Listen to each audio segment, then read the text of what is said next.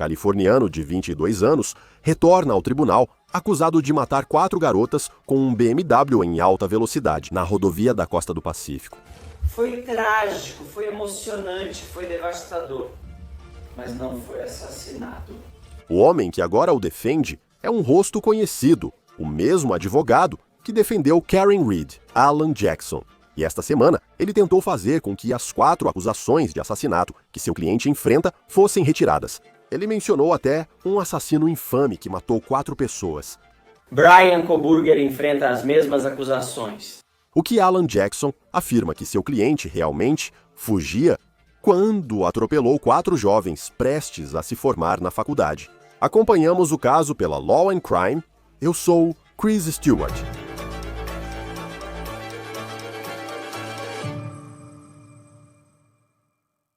Agora, quando há um acidente de carro, qual é a diferença entre ser um acidente e um assassinato?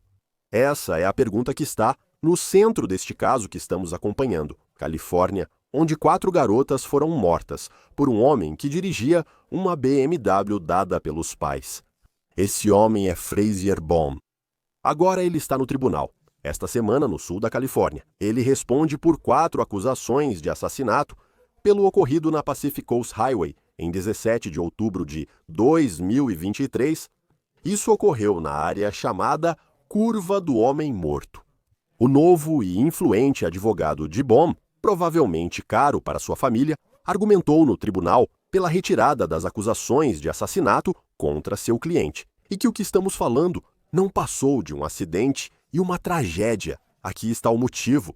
A polícia afirma que Bohm, de 20 anos na época, dirigia seu BMW. O carro foi um presente dos pais dele em seu 16º aniversário. Tudo isso aconteceu em Malibu, uma parte muito chique e rica do sul da Califórnia. E Bohm estava supostamente a 167 km por hora. O limite de velocidade naquela área é de 45. Agora, Bohm estava supostamente acelerando pela Pacific Coast Highway, trecho de estrada bonito, porém perigoso. A maioria das fotos da Pacific Coast Highway é de depois dos incêndios florestais em Malibu, mas você entende o tipo de estrada de que estamos falando aqui. Naquela noite de 2023, Frazier Bohm estava supostamente indo a mais do que o dobro do limite de velocidade. 4 garotas saíam de um carro no acostamento da Pacific Coast Highway. Seus nomes: Nehan Ralston, de 20 anos, Peyton Stewart, de 21 anos, Asia Weir, de 21 anos, e Deslin Williams, de 21 anos. As 4 eram irmãs de fraternidade na Universidade Pepperdine. Elas estavam no último ano e na primavera iriam se formar e seguir com suas vidas. A polícia afirma que Bohm atropelou as 4 garotas com seu carro, causando a morte delas. Hoje, o trecho da rodovia onde Bohm atropelou as garotas é chamado de Curva do Homem Morto. Segundo a KABC, esse trecho registra mais acidentes de carro que qualquer outro dos 34 quilômetros da rodovia. Bohm foi preso uma semana depois do acidente. Promotores afirmam que a morte das 4 garotas não foi acidental. Na verdade, eles estão chamando essas mortes de assassinato. Os promotores dizem que Bohm acelerou de 93 milhas por hora para 104 milhas por hora apenas 25 segundos antes de atingir as 3 primeiras garotas.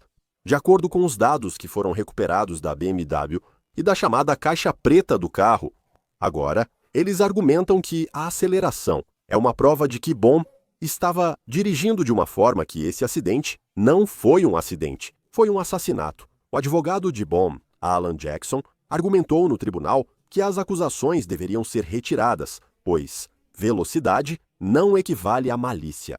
Que ato Frazier Bohm cometeu? Que objetivamente envolvia uma alta probabilidade de resultar em morte. Essa é a questão perante o tribunal e o magistrado. O que ocorreu na Pacific Coast Highway? Não posso ser mais claro sobre isso. Foi uma colisão trágica, mas tragédia não é o mesmo que assassinato. A lei não permite que o promotor transforme um acidente fatal em homicídio doloso de 2º grau, simplesmente chamando velocidade de malícia, porque voltamos àquele primeiro postulado. Velocidade não pode ser malícia.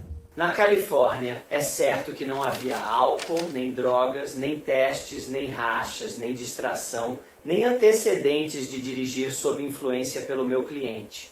Sem advertências, avisos, declaração de indiferença, antecedentes criminais ou histórico de direção e má condução. Tem uma consequência séria imposta pelo governo em um processo judicial. Nada do que já foi citado nos casos em que a malícia implícita foi mantida na Califórnia. Então, com o que as pessoas ficam? Com o que elas ficam? Todos esses nãos, um após o outro, após o outro, após o outro, meritíssimo, todos esses nãos, fazem com que elas dependam de uma única coisa, e apenas disso, e essa é a base de todo o postulado teórico delas. Velocidade, só isso. Velocidade supostamente registrada, velocidade contestada. A pergunta de Jackson era se Bohm sabia que realmente estava indo tão rápido quanto a acusação afirma, mas o juiz contestou isso no tribunal, questionando como Bohm poderia não saber que estava indo muito acima do limite de velocidade. O problema na acusação e na ordem de detenção do magistrado é a falta de provas. O registro está completamente sem nenhuma evidência de que Frazier sabia a velocidade em que estava. É por isso que eu trouxe esse assunto. Como alguém dirigindo a 160 km por hora, ou 140, ou seja, qual for a velocidade naquela faixa, não saberia disso? Você está indo muito rápido? Como não saberia disso? Sendo realista? Super rápido não é o padrão. Não. Mas responda, se você dirige a 95 milhas por hora, sabe que não está a 40. Estou errado sobre isso? Você está certo, mas só a velocidade não basta. Eu entendo isso. A velocidade sozinha não é suficiente. Mas para avaliar o conhecimento de uma pessoa sobre o que ela está fazendo, a consciência disso, você também precisa usar o bom senso. E me desculpe, quando você está dirigindo a 150 km por hora, 160 km por hora, você sabe que está dirigindo extremamente rápido. Você sabe disso? Se outros carros andam a 110, 120, 130 na Pacific Coast Highway, o que é comum, sei que estamos falando apenas de percepção, certo? Agora estamos falando sobre a percepção do percurso. Você deve perceber que está indo rápido. Eu estava nessa estrada há 2 semanas. Tinha carros esportivos me ultrapassando. Eu estava a 110. Isso já estava acima do limite de velocidade. Não percebi porque todos ao meu lado iam na mesma velocidade ou mais rápido. É questão de percepção. Não é como se ele estivesse a 110, 120 ou 140 km por hora ou qualquer velocidade. O que a promotoria não consegue provar em uma zona de 40 km por hora, bem ao lado de uma escola. Ele está na Pacific Coast Highway. Outros carros vão em velocidades parecidas. Sim, ele pode ter estado indo mais rápido do que os carros ao lado dele, mas não a ponto de ser quase certo que causaria morte. E é nesse ponto que teria que ser. Eu vou discutir o testemunho para mim e quais são os fatos subjacentes do caso. Mas, só para adiantar, todas as provas das testemunhas civis no caso indicam que o réu acelerou e foi embora muito mais rápido. Eles nem mencionaram que ele dirigia tão rápido. Você sabe que ele estava a centenas de metros à frente naquele momento. Nenhuma testemunha na audiência preliminar. Veja ele a 160 km/h. Nenhuma testemunha. Na verdade, as testemunhas que foram perguntadas, a que velocidade você acha que ele estava indo, estimaram que ele estava indo a cerca de 110 km por hora. Segundo os promotores, o motivo da alta velocidade de Bohm é central neste caso. Há um homem chamado Victor Calandra, que percebeu que Bohm estava dirigindo rápido antes do acidente. E ele supostamente disse para Bohm realmente diminuir a velocidade em um sinal vermelho, antes que o jovem de 22 anos acelerasse e batesse pouco tempo depois. Segundo o jornal Pepperdine Graphic, Calandra disse: quando ele e Bohm pararam lado a lado em um semáforo, ele viu que Bohm estava com o celular entre as pernas, embaixo do volante, e possivelmente estava mandando mensagem. Ele então, supostamente, disse a Bohm: "Ei, você precisa ter cuidado, você vai acabar se machucando", ele diz. O sinal então ficou verde e Bohm acelerou.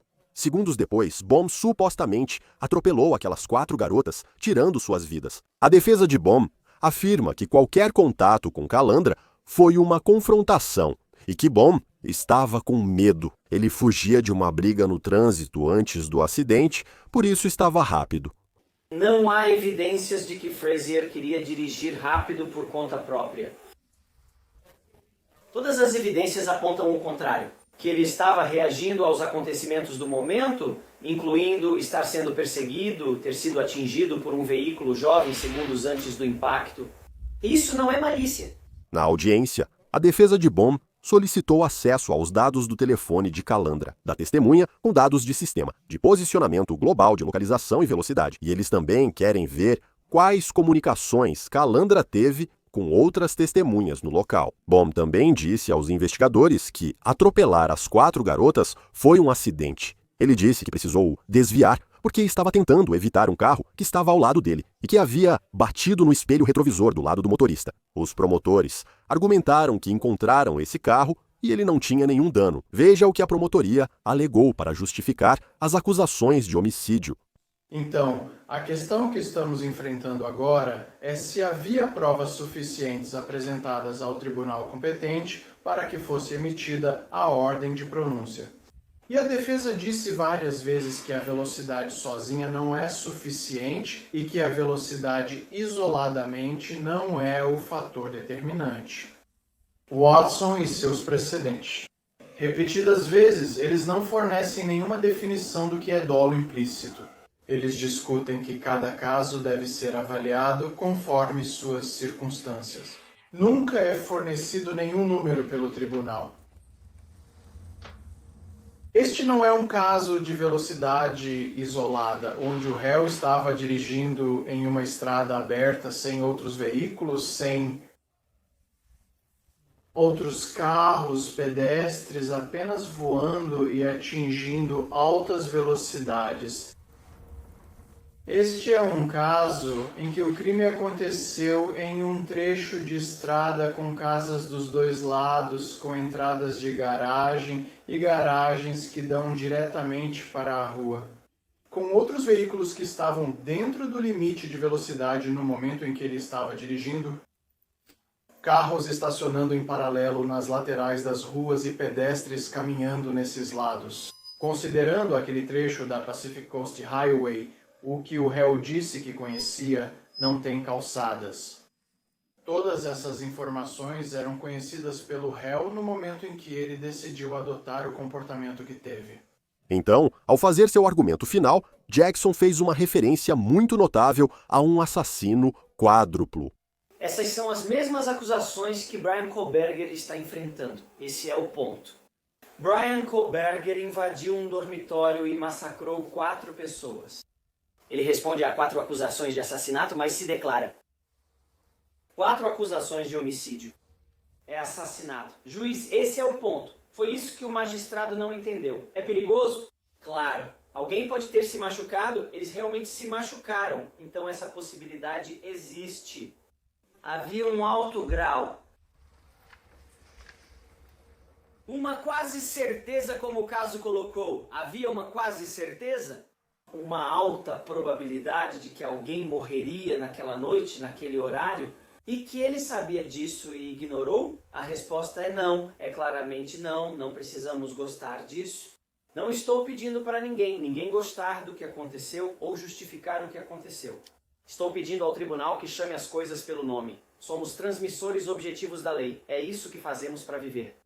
Não usamos emoção, não substituímos a tragédia pela lei. Não substituímos emoção pela lei. Foi trágico, foi emocionante, é devastador. O juiz, então, tomou sua decisão sobre se Frazier Bohm deveria enfrentar acusações de assassinato neste caso. Senhor Bohm, dirija no mínimo a 70, talvez fosse 80 ou 85, e as evidências objetivas dizem que era 100 em uma via de 45 milhas por hora. Zona, ele dirigia de forma descuidada, mudando de faixa o tempo todo e ainda tentou avisar outro motorista. Foi isso. Ele vai acabar machucando alguém ou a si mesmo? Vários outros motoristas também perceberam o comportamento dele, dirigindo muito rápido. Um deles, acredito eu, chegou a buzinar para ele. Bohm não avançou o sinal vermelho. Ele cometeu infrações de trânsito gravíssimas, só pela velocidade. Não vejo evidências de que tenha freado ou deixado marcas de derrapagem. Para essa evidência observável de frenagem. Aqui, por sua própria admissão, ele sabia o perigo disso. Meus 2 amigos, que eram os melhores dele, foram mortos por velocidade excessiva. Velocidade muito excessiva. E ele conhece bem a Pacific Coast Highway. Novamente, é razoável supor que, por essa familiaridade, ele sabe o que fazer. Em particular, a área chamada Curva do Homem Morto, onde esse acidente ocorreu. O magistrado, juiz Edgeworth, as conclusões do juiz Edgeworth no segundo elemento, o homicídio foi considerado satisfeito para fins da audiência preliminar. Bem, dentro do razoável, o padrão na audiência preliminar não é além de dúvida razoável. Solicitado para julgamento, não detalho como serão as provas. Se o caso irá a julgamento, se será provado, se o assassinato será comprovado, além de qualquer dúvida razoável, ninguém sabe a resposta. Mas essa não é uma questão para hoje. A questão de hoje é se havia provas suficientes para que o magistrado fizesse as conclusões que fez, incluindo as inferências que ele tirou.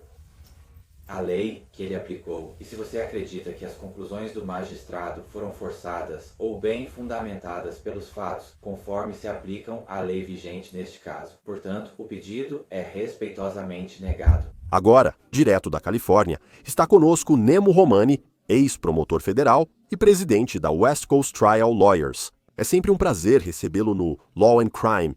É um caso triste, com 4 garotas que perderam a vida. O que você acha do motorista Frazier Baum estar enfrentando acusações de assassinato pelo que supostamente aconteceu na Pacific Coast Highway? Chris, obrigado por me receber e realmente faz uma grande diferença. Segundo a lei da Califórnia, essas acusações de assassinato em 2º grau podem resultar em 15 anos à prisão perpétua. Se a defesa tivesse sucesso, seja antes do julgamento, o que não aconteceu, ou durante o julgamento, em conseguir que as acusações de assassinato fossem retiradas, o homicídio culposo com veículo teria uma sentença máxima potencial de 10 anos. Há uma grande diferença entre as acusações, e não estou surpreso. Alan Jackson e a defesa tentaram derrubar as acusações de assassinato. Sim, e vamos falar sobre Alan Jackson em apenas um momento, porque para quem possa ter esquecido, é difícil esquecer. Mas o julgamento de Karen Ridge. Esse é o mesmo cara que agora está tentando ajudar outro cliente em um caso envolvendo uma suposta morte com um veículo. Na lei da Califórnia, é possível acusar alguém de homicídio veicular ou a outra acusação de assassinato ligada a veículos? Como isso se compara ao que esse cliente está enfrentando aqui? De acordo com a lei da Califórnia, você pode ser acusado de homicídio veicular. Na verdade, é uma infração híbrida, o que significa que pode ser considerada uma contravenção ou um crime. Vamos supor, sabe, que você avança um sinal de pare. Talvez seja uma contravenção, você está mandando mensagem enquanto dirige. Obviamente, se você estiver sob a influência de drogas ou álcool, vai ser considerado um crime. A sentença pode chegar a 10 anos, dependendo das acusações mais graves de homicídio culposo no trânsito. Normalmente temos 3 faixas de sentença aqui, então será uma faixa de 2, 4 ou 6 anos. Você pode acabar nessa faixa se dirigir sob influência e matar alguém, por exemplo. Não há agravantes, como condenação prévia por dirigir embriagado ou fuga do acidente, mas isso depende da promotoria. Quero dizer, aqui estamos falando de algo bastante grave, corrida a mais de 160 km por hora, de acordo com a promotoria, que, claro, nesta fase do caso, o juiz precisa considerar todas as provas sob a ótica mais favorável à promotoria. Bomb estava a 167 km/h, onde o limite era 72 km/h, a curva da morte na rodovia da costa do Pacífico, Pacific Coast Highway. Sabe, eu vivi e trabalhei em Los Angeles a maior parte da minha vida, e provavelmente já dirigi nesse trecho da rodovia, mais de 100 vezes, e definitivamente não se deve chegar nem perto de 100 milhas por hora nessa curva. Quão crítico isso será para a defesa? Eles estão tentando argumentar que houve algum tipo de incidente de fúria no trânsito envolvendo o cliente deles e outro homem. Esse homem disse que avisou Frazier para reduzir a velocidade. Mas eles estão defendendo que Frazier estava, na verdade, assustado, e é por isso que ele estava indo tão rápido. O que será necessário para fazer uma defesa bem-sucedida desse cliente, especialmente nessa parte? A defesa precisará apresentar algo. Espero que haja disputa entre os peritos. Os peritos deles vão testemunhar que Fraser Baum estava viajando a bem menos de 100 milhas por hora. Talvez 50, 60, 70 milhas por hora, mas não 100. Então espere. Já vimos essa disputa com peritos de veículos no caso Karen Reed, espere por isso. Mas também uma discussão, certo? Mais uma vez, volto ao caso Karen Reed, em que alegaram que policiais mataram o namorado dela dentro da casa. Mas se você vai ser um bom advogado de defesa, e Alan Jackson é um dos melhores, ele é muito respeitado aqui em Los Angeles. Obviamente, ele fez um trabalho excepcional para Karen Reed, essencialmente inocente, realmente culpada apenas nas acusações mais leves. Você quer apresentar aos jurados uma teoria alternativa do caso. Não digo que isso resolva, mas é o que bons advogados de defesa fazem. E eles vão ter que pensar em alguma coisa certa. E esse é realmente o único argumento plausível que eles têm. Se Baum realmente estava viajando tão rápido assim, novamente, não estou dizendo que ele não é culpado, ou mesmo que não é culpado de assassinato, mas espere esse argumento no julgamento. Neste caso, especialmente porque Baum enfrenta tanto tempo de prisão, a defesa pode arriscar. Quando você menciona Alan Jackson, acho que todos lembram. Ele acompanhou o julgamento de Karen Reed e aquela teoria alternativa. E ele parecia muito determinado, sabe? E era assim toda vez, sabe? Como se ele estivesse criando algo diferente. Parecia que ele estava criando uma realidade diferente para o júri. Se você acha que Karen Reed é inocente, essa é a realidade do ocorrido. Como você o descreveria, já que também está envolvido? Como você caracterizaria o estilo de Alan Jackson e como isso pode se desenrolar neste caso? Alan é ótimo e sempre dizem que a melhor defesa é atacar. O que ele fez com Michael Proctor ao descobrir aquelas mensagens de texto comprometedoras? Ele destruiu uma testemunha da polícia, algo que não via desde Mark Fuhrman no caso O.J. Simpson. Quero dizer, foi nesse nível que ele agiu, e ele realmente colocou a promotoria no banco dos réus. O Estado errou na investigação e na acusação, tudo foi mal feito. Mas, sabe, assistindo esse caso várias vezes, certo? Obviamente, houve um julgamento e depois um novo julgamento. Parecia que era o Estado que estava sendo julgado. Novamente, não acho que ele vai conseguir fazer isso aqui. Você tem 4 vítimas jovens, um caso realmente trágico. Não acho que bom seja. Karen Reed, mas se anos atrás você tivesse perguntado, existe um caso em que você conhece alguém? Atropelou o namorado, que era policial, de forma intencional ou não. E você teria pessoas do lado de fora protestando em favor do réu, eu diria que você está louco.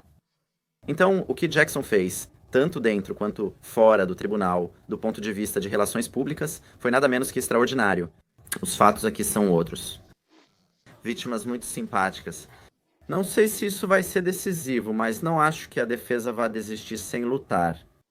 Também acho fascinante para essa testemunha, Victor Calandra, quem? A história é que ele vê Fraser Baum, e na cabeça dele estava dirigindo de forma imprudente. E basicamente foi tipo, ei cara, vai mais devagar. E então Fraser acelera e pouco depois, na Pacific Coast Highway, ele atinge esses 4 estudantes da Pepperdine.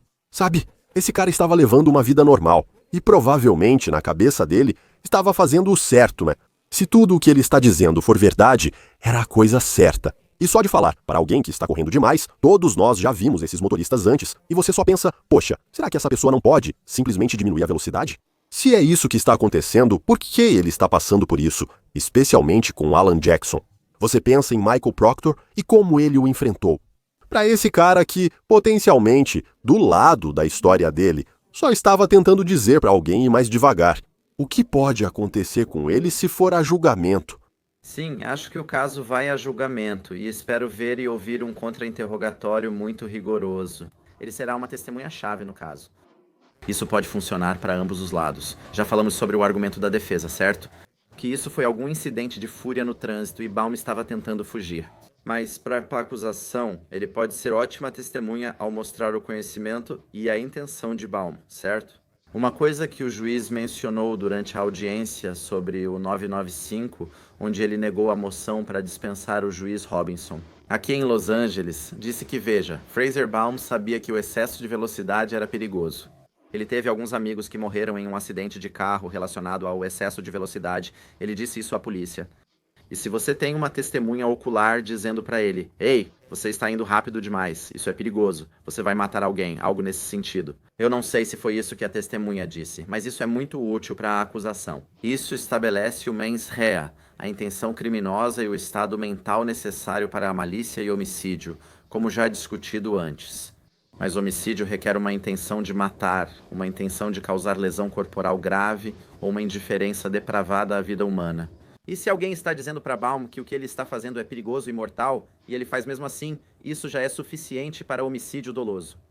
Quando se trata do local onde isso aconteceu, a curva do homem morto na Pacific Coast Highway, um trecho lindo de estrada lá na costa oeste, mas isso ajuda mais a acusação ou a defesa, porque por um lado, você tem uma área onde já aconteceram muitos acidentes fatais, daí o nome Curva do Homem Morto. Por outro lado, é uma estrada, se você já passou por ela, e ele é de Malibu, então deveria saber. Quero dizer, é um dos últimos lugares onde você pensaria que alguém deveria estar indo a 167 km por hora. Como só, o local poderia influenciar nos argumentos que ouviríamos no tribunal. Isso serve para os dois lados. Como sou a favor da acusação, acho que beneficia a promotoria. Aqui está alguém que é da região, conhece a área e deveria saber. Melhor do que dirigir rápido demais em uma área de 45 milhas por hora, especialmente naquele trecho da Pacific Coast Highway, rodovia da Costa do Pacífico. Do ponto de vista da defesa, tenho certeza de que eles vão distorcer e dizer: olha, isso é algo que era inerentemente perigoso, certo? E veja, algumas das famílias das vítimas aparentemente entraram com processos civis contra a Caltrans aqui por uma condição perigosa de que aquele trecho da rodovia era por si só perigoso. Qualquer pessoa poderia ter se envolvido em um acidente, como a defesa argumenta. É trágico, mas foi um acidente. Isso não deveria ser crime. Acidentes de carro são comuns. Então espere que eles usem essa evidência e tentem distorcê-la a favor deles. Desde que Alan Jackson entrou nesse caso, o que aconteceu recentemente, nos últimos meses, quero dizer, foi bem rápido. Após o veredito de Karen Reed, ele passou a defender Fraser Baum e tentou diminuir sua fiança. Isso não teve sucesso. Ele tentou fazer com que as acusações de assassinato, nesse caso, fossem retiradas. Isso também não teve sucesso. Qual é a estratégia que ele está adotando aqui? Apenas levantando questões no tribunal, antes mesmo de chegar ao ponto de um julgamento. Bem, Chris, ele tem duas opções. Pode arriscar tudo e tentar uma absolvição, certo? Dizer, olha, isso foi um acidente. No máximo, uma negligência simples insuficiente para caracterizar a negligência grave do homicídio culposo veicular. Não foi imprudência criminosa. Então essa seria uma opção, certo? Nesse caso, o cliente dele sai livre. Você pode ser mais cauteloso, tentar derrubar as acusações de assassinato e dizer que não foi malicioso. Não foi intencional, não era alguém brincando de roleta russa com a vida dos outros. É isso que você pensa ao imaginar assassinato por depravação de coração. E espere que ele argumente sobre Watson. Há um famoso caso da Suprema Corte da Califórnia que afirma: foi só excesso de velocidade em um acidente? Mesmo que vejam meu cliente como imprudente ou negligente, trata-se de homicídio culposo, não assassinato. E adotar uma abordagem um pouco mais sutil, talvez uma abordagem mais segura. Garantir ao cliente tempo na prisão estadual sem arriscar condenação por assassinato e longa pena pelos jurados. Eu também vejo Fraser Baum apenas como um cliente. E ele é alguém que meio que se encaixa nesse estereótipo de garoto rico. Tem um carro comprado pelos pais. Era um BMW. Sabe, mora em Malibu, um código de endereçamento postal caro, sabe? E certamente, os jurados também vão ser daquela parte do país, então não é como se ele estivesse em um bairro mais difícil com jurados, mas ao mesmo tempo, como o perfil e o estereótipo poderiam... Aqui está um garoto rico, que não se importava com a lei, atropelando 4 estudantes universitários. Isso pode influenciar e como o júri o vê ao entrar na sala. Sem dúvida, Chris, a percepção conta. E se os jurados acharem que ele é um garoto mimado, um playboy dirigindo o carro do papai, sabe, sem prestar atenção? Isso pode ser desastroso para a defesa, então você vê os réus o tempo todo. Pode ser Sean Diddy Combs ou Louis G. Mangione, vestidos com tons discretos, sem relógios caros, sapatos ou cintos chamativos, certo? Eles vão fazê-lo parecer um homem comum, só um cidadão qualquer. Porque essa não é a impressão que Jackson e a equipe de defesa vão querer passar quando tiverem seu cliente no tribunal. E sabendo que eles contrataram Alan Jackson imediatamente, quero dizer, literalmente logo após o veredito de Karen Reed. E nesse caso, os especialistas que precisariam ser chamados para uma defesa bem-sucedida. Quero dizer, existe uma estimativa de quão cara seria esse tipo de defesa. Quero dizer, se sua vida e anos estão em jogo, entendo, pensando na família e nos recursos deles. Mas você pode falar sobre o tipo de valor que isso envolve, com Alan Jackson entrando e todos os recursos destinados a uma defesa dessas? Tudo incluso, Chris. Alguém como Alan Jackson, de novo. Ele é um dos melhores, mas imagino que os honorários serão altos e o julgamento custoso, chegando a 7 dígitos. Isso significa milhões de dólares. No fim, com preparação, julgamento e apelação, tudo será muito caro para Fraser Baum e sua família. E então, se e quando isso for a julgamento? Eu sei, até para a promotoria, quão confiante você estaria como promotor ao enfrentar Alan Jackson. Você sabe, indo, com certeza enfrentando um dos melhores. Mas só com as provas que conhecemos até agora, as acusações que eles estão buscando, quão confiante você estaria como promotor ao entrar na sala do tribunal? Nesse caso... Chris, acho que é um caso forte, se a promotoria conseguir provar. Ele estava a 167 km/h na máxima, 150 km por hora normalmente. Acredito que quando os airbags foram acionados, ele perdeu o controle e matou 4 jovens universitários. Acho que é um caso forte. E só para constar, estou em Los Angeles há muito tempo. George Gascon, ex-promotor distrital, foi removido do cargo por votação. Ele era praticamente visto por todos como sendo brando com o crime e foi por isso que perdeu o emprego. Até ele denunciou esse caso como homicídio. Foi assim que ele considerou as provas fortes e ele certamente não era um promotor linha dura. Então eu acho que é um caso forte, acho que é um bom caso. Acho que a promotoria vai vencer, mas nunca subestime alguém como Alan Jackson.